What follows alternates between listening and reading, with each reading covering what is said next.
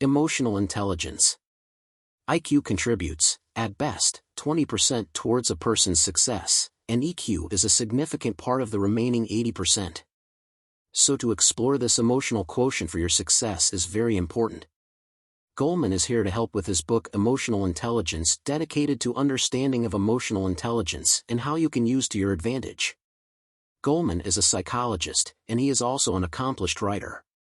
His book, Emotional Intelligence, has topped the New York Times bestseller list for a year and a half. Other subjects he writes about are creativity, motivation, and social learning. One of the first things Goleman states in his book is that IQ contributes, at best, 20% towards a person's success, and EQ is a significant part of the remaining 80%. Unfortunately, there are worldwide trends for younger generations to be more emotionally troubled than past generations, which leads to severe consequences like mental illness, crime, and addiction. Schools offer little to no preparation for the emotional turmoil that will happen in life, so parents need to educate their children. The problem is the general population of adults also could be more emotionally literate because they weren't given education on emotional intelligence either. 1. The emotional brain. The human brain has two parts, the emotional brain and the rational brain. In our evolutionary history, the emotional brain came first and is the bottom base of the brain. The rational brain came later and is in the outer upper regions. Due to the structure of the brain and its connections with the body, the emotional brain acts faster than the rational brain, and the emotional brain can also override the rational brain. 2. The nature of emotional intelligence. Emotional intelligence is about 5 critical abilities. 1. Emotional self-awareness, being aware of your emotions when they happen, particularly the negative ones like anxiety, depression, and anger. 2. Emotional self-regulation, using techniques to manage negative emotions, so they don't last so long. Methods include reframing a situation that made you angry, increasing physical arousal if depressed, and reducing physical arousal if anxious. 3. Self-motivation, being hopeful in the face of difficulty, using goal-directed self-imposed delayed gratification to achieve goals, and using flow state to reach peak performance. Delayed gratification means preceding a small reward now for a larger reward in the future. So, for example, instead of watching TV now, a small pleasure, I'll study to do well on my exam, a big reward in the future. Flow state is when your emotions are channeled and aligned at hand, unconcerned with thoughts unrelated to the task. To enter the flow state, we need an intentional sharp focus on the task. In addition, the job should be slightly above your ability and something you've practiced many times before, and you should be energized. 4. Awareness of others' emotions. Having empathy requires us to be calm enough to mirror the other person's physiological state, allowing us to feel what they feel. 5. Handling relationships. Knowing how to argue and resolve conflicts, example, using the XYZ method, and avoiding emotional flooding during communications. The XYZ method for expressing a complaint: when you did X, I felt Y, and I'd rather you do Z. Emotional flooding is when your heart rate rises by more than 10 beats per minute during a difficult conversation. The two sides should take a 20-minute break to calm down before resuming the discussion. Although 5 minutes may feel enough, the physiological recovery time needs 20 minutes. 3. Emotional self-regulation. For anger, one of the best ways to douse the flames of anger is to reframe the situation more positively. On the other hand, the longer we ruminate about what made us angry, the more good reasons we come up with for being angry. Studies show that venting anger may feel good at the moment, but it doesn't dispel the anger.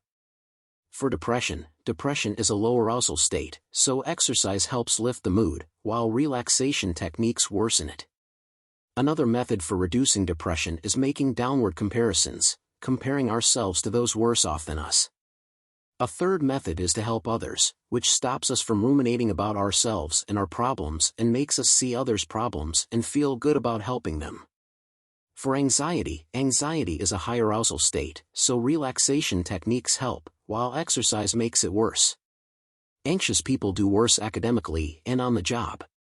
However, people do their best when there's just enough anxiety. If there's too little anxiety, people don't prepare. But if there's too much anxiety, people don't have any mental capacity to focus. The sweet spot is in the middle. 4. Emotional intelligence applied. Part 3 applies emotional intelligence to marriages, the workplace, and medical care. Emotional intelligence in marriage. Divorce rates are rising, from 30% in 1950 to 67% in 1990. Specific issues don't break a marriage. It's how a couple disagrees and then discusses that's the key to marital survival. We need to guard against contempt and stonewalling. Usually, the wife will complain about something the husband thinks is not a big deal and doesn't do anything. Eventually, the wife's complaints escalate to contempt by attacking the husband's character. For example, the wife might say, "You're always so inconsiderate, instead of what you did just now makes me feel like you don't care abo." When the husband is faced with contempt, he gets emotionally flooded, and to deal with that, he stonewalls the wife as an evolutionary self-defense mechanism. For example, he'll go wholly emotionless and ignore his wife. This stonewalling causes the wife to despise the husband even more, leading to more contempt and stonewalling. If this perpetuates, it leads to divorce. The solution requires emotional intelligence. The couple can use the XYZ method and avoid emotional flooding when communicating. But to handle relationships effectively, each person needs to be aware of each other's emotions. To do that, they need to be physiologically calm. These tough conversations will inevitably arouse each person physiologically, so they need to be emotionally self-aware. We can see how emotional intelligence is vital in sustaining a marriage. B. Emotional intelligence in the workplace. Low EQ people make others stressed. Stress makes people stupid. The primary EQ skills needed in the workplace are attunement to others' feeling, handling disagreements, entering flow state, venting grievances as helpful critiques, creating a culture of diversity, networking effectively. A manager-employee relationship can be analogous to a wife-husband relationship, where the manager might attack an employee's character, leading to stonewalling from the employee. Another mistake managers make is letting minor problems go unnoticed, then accumulating small frustrations until the manager finally blows up at the employee. This then makes the employee feel wrong for not being told earlier. The artful critique focuses on the person's action rather than character, is specific about what needs to change, and offers a solution for improvement. The thoughtful review is usually done face-to-face and requires empathy from the giver to feel the impact on the receiver. Here's an example of an artful critique. The main difficulty at this stage is that your plan will take too long and escalate costs. I'd like you to think more about your costs, especially the design specifications, to see if you can figure out a way to do the same job more quickly. Research shows that fostering diversity and inclusion is tough to change people's deeply ingrained feelings, so it's not worth trying. Instead, organizations should train behavior, which is much easier. Organizations need to set a zero-tolerance environment that swiftly and publicly punishes acts of discrimination, which will teach people to act in inclusive ways, even if they still feel prejudice deep down. In team performance, harmony is the single most significant determinant. Harmony allows every member to contribute to their fullest to the team. Conversely, people can only offer their best if there's emotional friction. Top performers are better than everyone else at 3 things: taking the initiative to go the extra mile, promoting cooperation, and regulating oneself emotionally. They also have quick access to a flexible, informal network that will help them solve unforeseen problems quickly. C. Emotional intelligence in medical care. There's often a significant medical benefit to treating a person's psychological and medical needs. Medical professionals usually name all the horrible possibilities to anxious patients, making them even more nervous. Anxiety has a scientific link to the onset of sickness and the course of recovery. There's mounting evidence that stress causes wear and tear on the nervous system. Anger is the most harmful to the heart. Being prone to irritation is a stronger predictor of dying young than smoking, high blood pressure, and high cholesterol. The antidote is to develop a more trusting heart and to assume better intentions of others. Loneliness doubles the risk of sickness and death. Smoking is only 1.6 times. An effective way to deal with turbulent feelings is to write them on paper, then weave a narrative that finds meaning in pain over the next several days. 5. Nurturing emotional intelligence in children. Unsurprisingly, parents' emotional intelligence plays an enormous role in the emotional development of children. But it also helps children with areas outside of EQ, including academic performance, better focus, and health, lower stress. Family life is our first school for emotional learning. We learn how to feel about ourselves, how others react to our feelings, how to think about those feelings, and how to express hopes and fears. There are 3 common types of emotionally inept parenting. Completely ignoring the feelings of the child. Too carefree, these parents notice an emotional storm but decide how the child handles it is okay, even hitting and screaming. Contemptuous, harshly disapproving of their children's anger and being punitive. Emotionally intelligent parents use the opportunity of a child's upset to serve as an emotional coach to the child. First, they take the time to understand exactly what's upsetting the child, then, they help the child find positive ways to soothe their feelings. 6. Emotional illiteracy, consequences and solutions. The cost of low emotional intelligence in children is severe, including depression, delinquency, addiction to alcohol and drugs, and eating disorders. Depression is caused mainly by a deficit in 2 areas of emotional competence, relationship skills and handling setbacks. The lack of relationship skills causes them to have problems with their parents or peers. Then, they respond to these setbacks by feeling like they can't do anything about it, leading to depression. Since depression often manifests initially as constant irritability, especially towards parents, people are less likely to engage socially with that depressed person, resulting in a downward spiral of arguments and alienation. However, if the child is taught to feel like there are actions they can take to improve their situation, they won't fall into depression. Addiction to alcohol and drugs. Of those who experiment with alcohol and drugs, only 14% become alcoholics, and 5% become drug addicts. The difference with addicts is that they turn to the substance to soothe their negative emotions as a way of self-medication.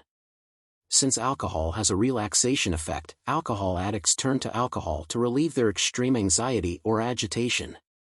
Likewise, drug addicts turn to cocaine in response to depression, and they turn to heroin to control anger. Intervention programs must teach children critical emotional skills to prevent and treat addiction. These skills include emotional self-awareness, emotional self-regulation, handling stress and anxiety, reading social cues, empathy, resisting negative influences, and understanding what behavior is acceptable in a situation. Eating disorders. Eating disorders are caused by an inability to identify distressing feelings combined with high dissatisfaction with one's body. For example, a girl feels stressed or angry but can't actually name the surface, and she assumes everything is hunger. Then she binges and eats to soothe herself. But to avoid gaining weight, she purges it all out, that's bulimia. Or the girl starves herself to feel a sense of control, that's anorexia. To prevent or stop an eating disorder, girls must learn to identify their feelings and use healthy methods to soothe them.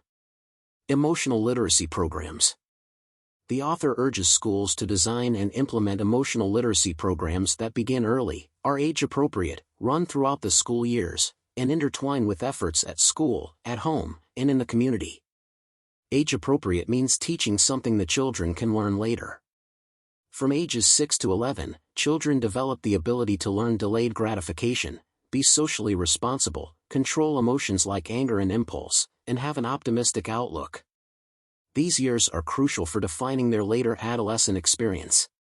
From middle school to high school, into the teen years, and puberty, virtually everyone has a drop in self-confidence and a rise in self-consciousness. Therefore, children need to learn how to build close relationships, read emotions, solve relationship problems, and nurture self-confidence during this period. A technique that children can use before bursting into anger or crying is the stoplight method. 1. The red light, stop and think before you act. 2. Yellow light, say the problem and how you feel, set a positive goal and think of many solutions and their consequences. 3. Green light, go ahead and try the best plan. Emotional Intelligence Book Review. Emotional Intelligence, authored by Daniel Goleman, is a groundbreaking and enlightening book that explores the importance of emotional intelligence, EQ, in our lives. As a reader, I found the book to be both informative and inspiring, offering a fresh perspective on the role of emotions in personal and professional success. Goleman's writing style is engaging and accessible, making complex psychological concepts easy to understand. The book is filled with compelling research and real-life examples that illustrate the significance of EQ in various aspects of life. One of the most impactful aspects of emotional intelligence is its emphasis on the importance of self-awareness, empathy, and effective communication in building strong relationships and achieving success. The book has inspired me to be more mindful of my emotions and their impact on my actions and interactions with others. The book also offers practical strategies for developing and enhancing emotional intelligence, such as mindfulness techniques, active listening, and conflict resolution skills. These tools are applicable in both personal and professional settings, making emotional intelligence a valuable resource for anyone looking to improve their emotional well-being and interpersonal relationships. Thank you for watching. Please subscribe, like and share. See you in next videos.